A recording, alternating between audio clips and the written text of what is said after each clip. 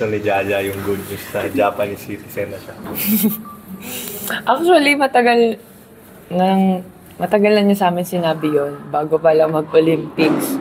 Pero, sorry Ja, hindi ko alam kung tama ba sabihin ko to. Pero, bago pa lang mag-Olympics, lumabas na yung passport niya and dineclare na sa amin na yun, Japanese citizen na siya.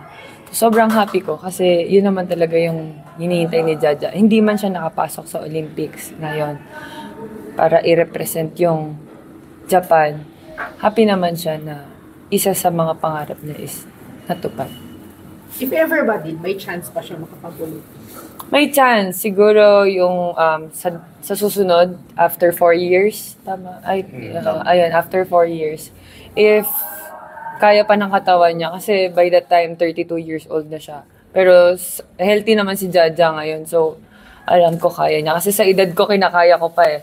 Siya pa kaya na mas healthy pa sa akin. So, yun. Okay. Thank you. Thank you.